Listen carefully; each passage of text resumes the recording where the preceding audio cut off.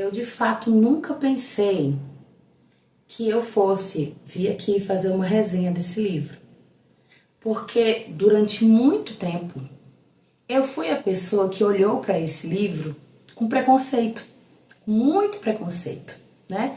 Preconceito é uma coisa tão feia de se ter, né? Tão feia. E aí o que aconteceu? Eu quebrei a minha cara, porque a partir do momento que eu venci o meu preconceito, e na verdade nem foi muito porque eu quis, né? Foi meio que eu tive que vencer. E aí, a partir do momento que eu venci esse preconceito e li esse livro, eu fiquei, olha gente, e não é que é bom? Quebrei a minha cara lindamente.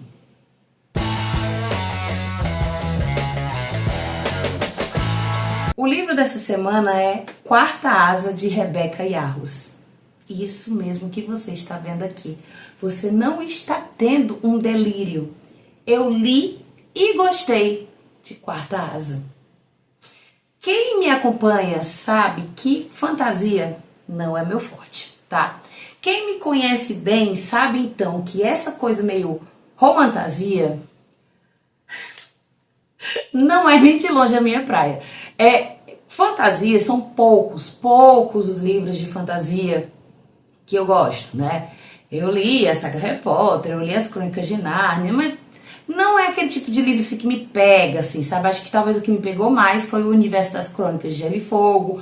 Tô lendo agora a Torre Negra, do Stephen King, que é fantasia também, mas apesar de ser fantasia, não é tão fantasiosa quanto outras fantasias, não sei, enfim. Mas fantasia não é uma coisa que me pega muito. E eu tinha, sim, muito preconceito, confesso. Quarta Asa é o tipo de livro que nunca, em nenhum momento passou pela minha cabeça ler. Nunca. Muito lindo, sempre achei ele muito lindo, aquela capa dourada. Vi muita gente falar sobre, mas eu mesma nunca parei para ver. Porque eu já tinha esse preconceito. História de romance, de dragão, um homem lindo, uma mulher linda, aquela meio teen, assim. Aí eu tá. Só que aí eu tenho um clube de leitura com uns amigos, né? E dessa vez, essa rodada, a gente tá fazendo assim, cada um trouxe um livro. E aí, né, todo mês a gente troca o livro. E uma amiga que faz parte desse clube trouxe Quarta Asa. Eu fui a primeira a reclamar. Eu fui a primeira a levantar a voz e dizer, eu não acredito que você tá trazendo esse livro, Denise. Denise sendo citada aqui. Nem sei se ela vai assistir esse vídeo, mas está sendo citada. E a Denise, amiga, é bom. E eu não tô acreditando. Eu fiz um drama. Pra quê? Pra no final eu gostar do livro. Pra que eu fiz esse drama? Porque eu sou uma pessoa agoniada. Que eu me deixo levar pelas aparências antes de conhecer a história. Isto é horrível. Isso é horrível, a gente não pode julgar um livro pela capa, até porque se a gente for julgar pela capa, essa capa é bem legal. Mas sim, falo do sério. Eu tinha mesmo muito preconceito, mas como tinha que ler, vou ler. E eu me peguei gostando da história, realmente gostando. Eu não vou dizer que é o melhor livro do mundo que eu li, porque não é, até porque não é o meu estilo. Mas eu gostei. Quando eu comecei, eu achei assim, bem clichê. De fato, é bem clichê, né? Realmente se concretiza aquela coisa da protagonista e do protagonista, aquela coisa enemies to lovers, que eles começam inimigos e depois, né, eles não são mais inimigos, enfim, né? Porque o amor fala mais alto e ele sempre é muito lindo e ela é com uma personalidade muito forte. Bem clichê. Mas, mesmo sendo clichê, tal hora eu me pegava assim, sim, mas aí o que vai acontecer? Bom, agora ela conseguiu subir a escadaria, agora como é que vai ser? E esse menino aqui que tá dizendo que vai matar ela, por que esse menino do nada resolveu matar ela? Aí eu não consegui parar de ler. Ou seja, né, significa que o livro é bom, né? Nesse livro a gente vai ter como protagonista Violet, que vai começar o seu treinamento como cavaleira. No caso, são cavaleiros assim que montam em dragões mesmo, tipo assim, os Targaryen, sabe? Só que lá quem é cavaleiro que domina, né, que tem essa conexão com o dragão. São todos que vão conseguir? Não são todos, mas espera-se que se consigam.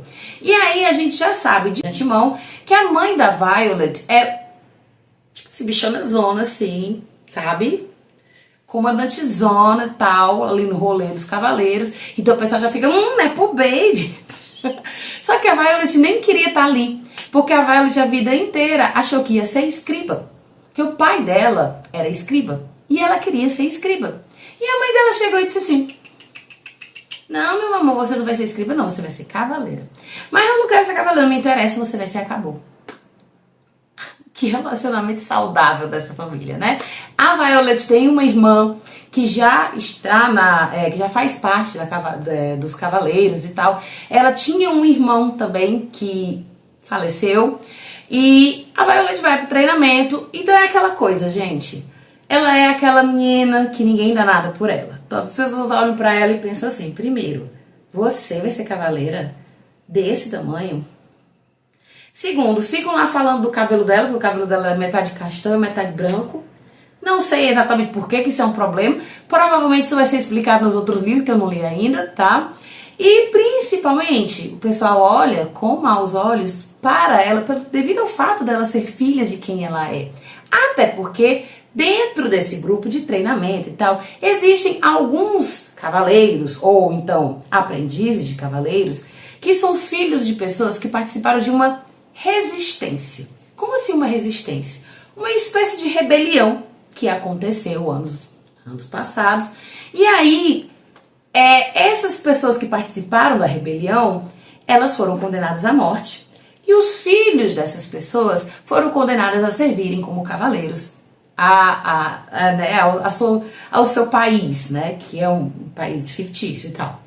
Então imagina aí, tem um monte de gente, vários jovens, né, que eles têm ali aquela faixa etária dos 20 e poucos anos, jovens adultos e tal, vários jovens que são cavaleiros ou aprendizes de cavaleiros, mas que estão nessa situação, são filhos de pessoas que morreram devido a essa rebelião, que são considerados traidores da cidade, do país, sei lá, mas será que eles são mesmo tão traidores assim?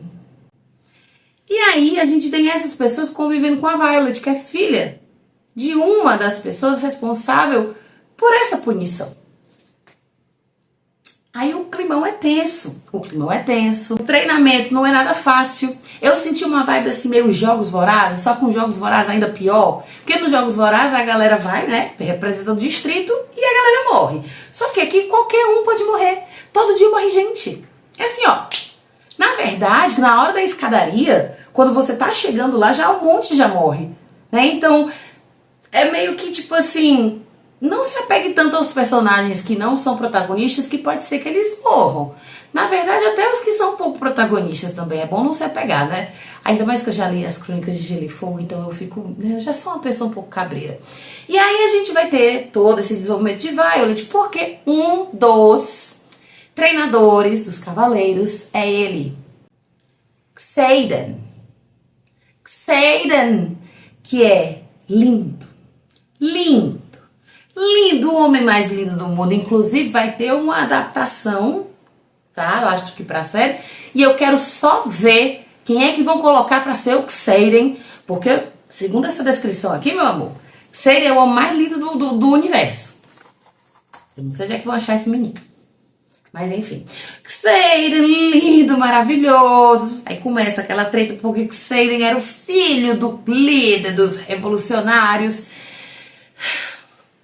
E a Violet, né, é filha de quem é. E aí você já... Tá aí o clichê, né? Ai, vai ter romance aí. Óbvio que vai, tá? Clichê aqui não falta. Mas, apesar dos pesares, gente, acontece tanta coisa. Acontece tanta coisa. Primeiro que esse negócio de ser meio Jogos Vorazes já fica muito divertido. Se bem que pode-se usar a palavra divertido pra isso. Já fica muito divertido porque, tipo, a qualquer momento, sabe? Aí tem gente que quer matar os outros de graça.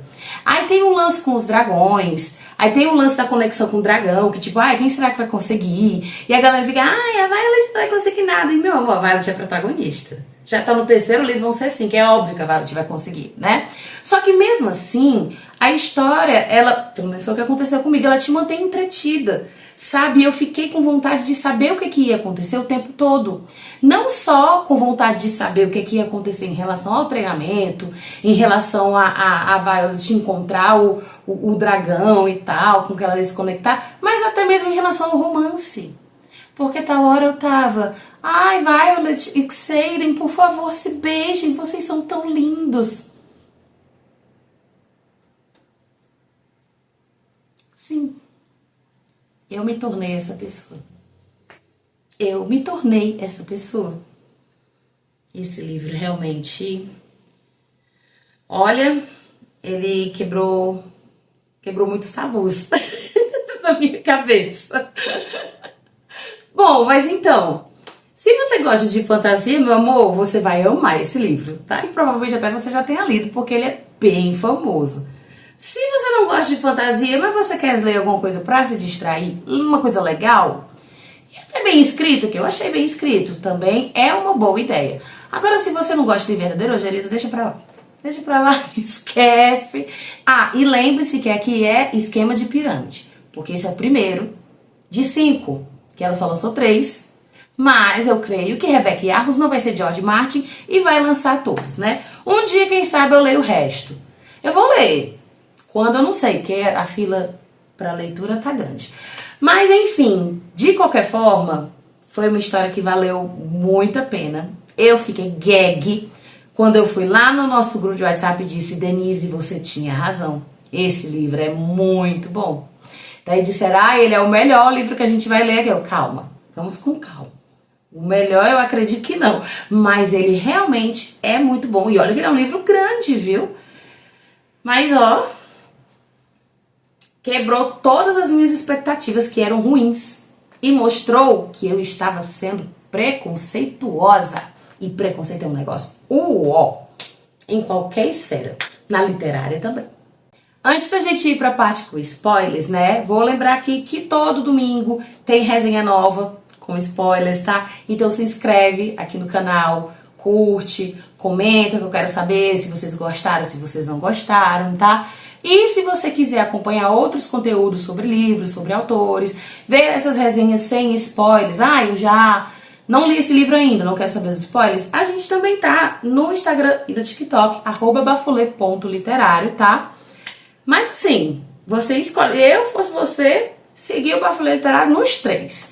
Eu não uso muito o TikTok, mas eu também não, usa só pra seguir o Bafulê. Eu também eu só entro, posto alguma coisa do Bafulê e vou embora, porque eu também não sou muito consumidora do TikTok não, porque eu já sou uma senhora anciã pra ele. Mas o Instagram tem bastante coisa e o YouTube tem vídeo aqui todo domingo e são bons, viu? Então vamos agora pra parte com spoilers. Menina, assim, né? Vocês já viram que eu fiquei gag de la gag, porque gostei do livro, né? Isso realmente eu não esperava. Eu pensei, não, deve ser legalzinho, né, pra ser tão famoso. Mas sei lá, a Colleen Hoover também é tão famosa e... né? Enfim, mas não é Colleen Hoover. Aqui a escrita é boa, tá? É diferente, eu não achei realmente que é ruim, tá? É um livro de distração. Tem muita violência e eu gostei disso. Essa parte que eu falei, meus jogos vorazes, eu gostei muito disso. Porque às vezes acontece umas coisas que você fica... morre gente e você fica, meu Deus! Alguns você queria, outros não, tá? Tem a parte do romance, que inclusive demorou pra acontecer, tá? E digo mais, eu até achava que ia ter mais hot nesse negócio aqui, mas nem teve. E eu não achei ruim, porque quando se trata sobre hots em livros, cenas com muita descrição, eu me torno uma senhora de 90 anos extremamente conservadora, sabe? Mas o que tem aqui me agradou. Primeiro porque antes de eu ler esse livro, eu achava que os personagens eram adolescentes. Aí eu já fiquei meio preocupada. Só que eu descobri que não são. Tipo, a Violet já tinha 21 anos e ela era uma das mais novas. Eu, tá, beleza. Não tem mais nenhum adolescente aqui. Tá tudo bem, tá tudo ótimo. Não é como se eu estivesse lendo A Torre Negra, volume 4, onde a gente vê um de 14 anos e outro de 16. Não, não é isso. Não é isso.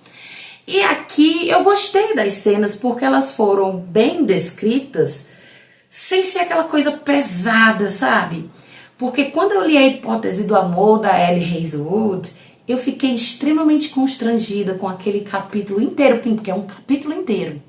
Aquele capítulo inteiro que descreve nos mínimos detalhes a relação sexual entre os dois protagonistas, com muitos detalhes e muitas palavras bem assim explícitas que não precisava. Quem tá lendo aquilo ali tá entendendo. Eu me incomodei. Então, infelizmente, eu tava esperando uma coisa parecida aqui e não foi. Ainda bem, né? Eu fiquei feliz, fiquei satisfeita. Lembrando que o Xaden é perfeito. Óbvio. A Violet também parece ser linda, maravilhosa. Eu quero só ver quem vai interpretar esse povo na série.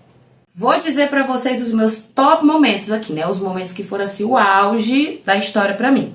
Primeiro, Violet ser escolhida por 2 dragões. Meu amor, eu sabia que você ia ser importante, nossa Katniss Everdeen, né? Só que eu não sabia que era tanto, gente, eu fiquei besta. Tudo bem que a Andarna, que é a dragãozinha menor, né? Tipo, bichinha, não ajuda tanto assim. Mas o fato do poder que ela manifesta na Violet ser aquele de parar o tempo, ali foi babado. E o outro dragão, meu amor, o Time, simplesmente uma...